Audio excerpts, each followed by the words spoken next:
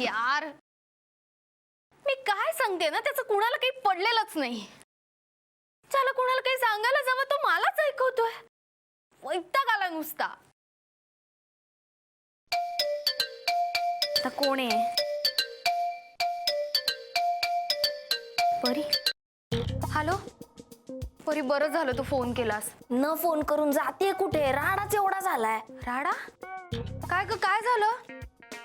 काकांना कळलं का रोहित बद्दल? नाही नाही नाही, तो राडा नाही, लग्नाचा राडा. बरं बरं, ऐक परी, मला ना तुला खूप महत्वाचं काहीतरी सांगायचंय. तू सांग मला, ते नंतर सांग सगळं, पण आधी माझं काम ऐक ना. माझं काम खूप अर्जंट आहे. काय? अगं झालंय असं की मी इकडे आले आणि मग बाबांनी माझ्या लग्नाचा विषय काढला. तर मी त्यांना हो हो म्हंटल. मला काय वाटलं की मुलं बघून घेऊ, लग्न फुरसतीत करता येईल नाही का.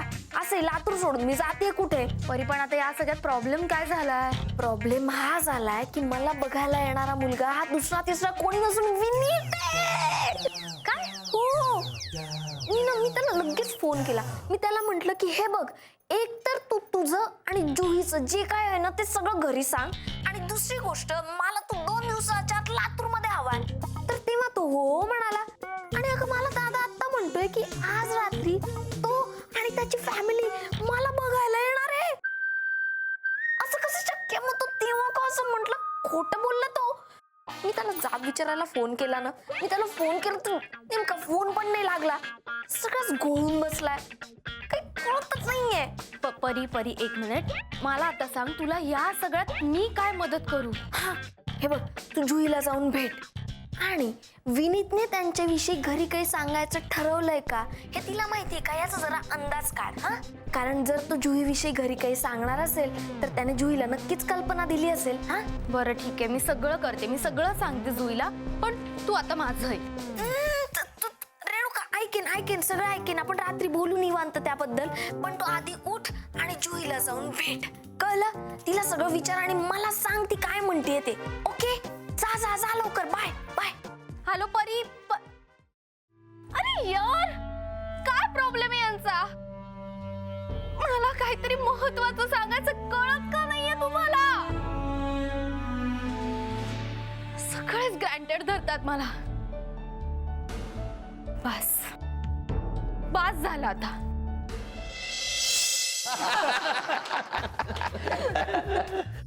बरं, हे कांदे पोहे खरंच आमच्या परीने केलेत बर का. नाही, नोकर चाकर खूप आहेत आमच्याकडे, पण परी काय म्हणाली, माझा बघायचा कार्यक्रम आहे तेव्हा कांदे पोहे मीच बनवणार. नाही, खरंच खूप छान झाले तो पोहे. हे तर काहीच नाही. अहो, तुम्ही तिच्या आजचं जेवण बघा. आहा, पोळ्या अशा करते, पौर्णिमेचा चंद्र जणू. अहो, काय सांगताय काय? छानच की, मुलगी सुगरण आहे. हो, तशी आमची परी खूप हौशी आहे. तिच्या एकदा मनाला पटलं ना की सगळं काही अगदी मनापासून करते. हो, तुम्ही मला ऍड्रेस मेसेज करा, मी येते. हो हो, आजच येते. Yes, thank you sir. मनवा, ते पाणी कोणी काढलंय आंघोळीचं? मी.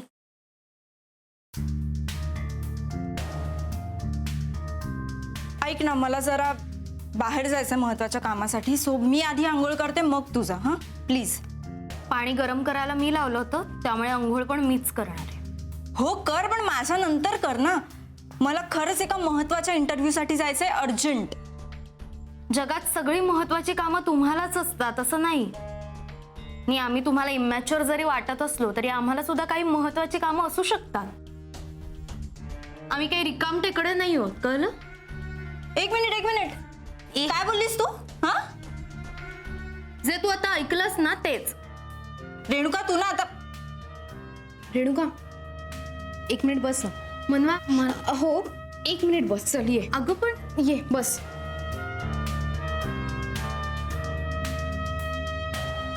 काय झालंय? कुठे काय? सगळं छान तर चाललंय. हे खोटं झालं. आता तुझं नेमकं काय झालंय ते मला खरं खरं सांग. माझं काहीच झालेलं नाही अगं, पण आता यापुढे होणार आहे. मी इंडिपेंडेंट होणार आहे. काय? हो.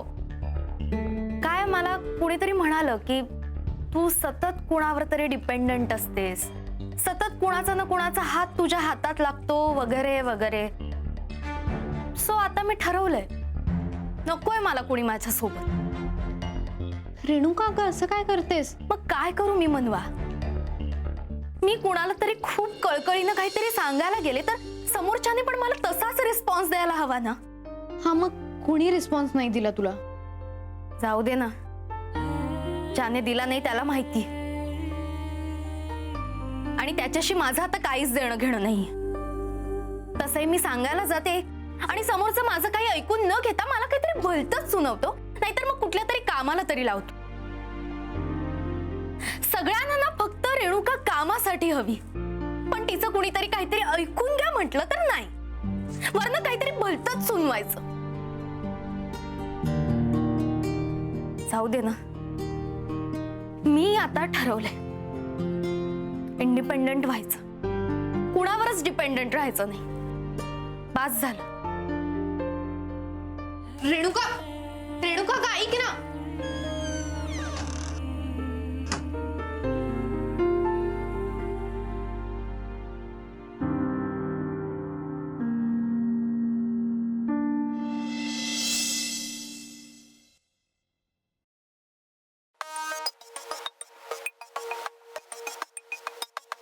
छबुडी, हा बोल छबुडी. गंगाराम दादा कसा आहेस? मस्त. आज काय सकाळ सकाळ फोन? अरे माझं ना एक काम आहे तुझ्याकडं. बोल की. ते ना आमच्या कॉलेजमध्ये ना सायन्स एक्झिबिशन आहे, त्याच्यामध्ये ना आम्हाला आमचा प्रोजेक्ट मांडायचा आहे. हा, तर त्या प्रोजेक्टची माहिती आणि फोटो ह्याचा आम्हाला कॉम्प्युटरवर कोलाज करायचंय. मग कर की. अरे मग कर की काय, मला कुठे येतंय ते करता. मला तरी कुठे जमते. हा अरे पण नीरव दादाला तर येत असेल की नाही? हा, त्याला दे ना फोन जरा. त्याला फोन लावत होते मी मगाशी, पण लागत नव्हता त्याचा फोन. तुला कशाला हवी आहे नीरवची मदत? हा, जरा स्वतःचा अभ्यास स्वतः करायला शिका आता. अरे तुला काय प्रॉब्लेम आहे मी त्याची मदत घेतली तर? हा मला कशाला असणार आहे काही प्रॉब्लेम? हा नाही ना काय प्रॉब्लेम, मग गप दे की त्याला फोन. हे मी नाही देऊ शकत, कारण मी जरा बाहेर आहे म्हणून. अरे पण मग निरोप तरी देशील की नाही त्याला तो भेटल्यावरती? हा ठीक आहे, देतो. हा चल, आता जरा घाईते मी, नंतर फोन करतो. हा ठीक आहे चल बाय.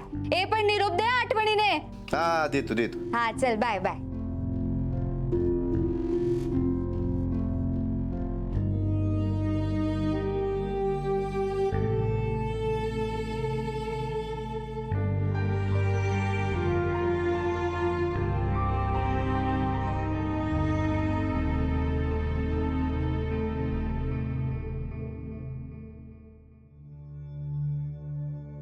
सम्राट, काय काय करतोयस तू? तू काय करतोयस? हा, छबडीला कशाला फोन लावतोयस? अरे कशाला म्हणजे काय, तिला माझी मदत हवी म्हणून लावतोय फोन. असू दे. जी काय तिला मदत करायची आहे ना ती मी करेन. आता मदत कराल आणि नंतर परत तिची पण काढाल अक्कल. सम्राट प्लीज तू काही बोलू नकोस. नीरव देसाई प्लीज, मी म्हणतो तुम्हाला काहीही गरज नाहीये बिनडोक माणसाच्या बहिणीला फोन करायची किंवा तिला मदत करायची. ती बिचारी तुला भाऊ म्हणून सगळं काही सांगून बसेल आणि तुम्ही अख्ख्या दुनियेसमोर तिला पण काढाल मूर्खा. मी फक्त रुचिराला त्या रोहितच्या मर्डर विषयीच. मर्डर? आपल्या हातून रोहित नावाच्या मुलाचा खून झालाय. आजी आजी आजी, अगं थांब ना, काय झालं आजी? आजी उठ ना आजी.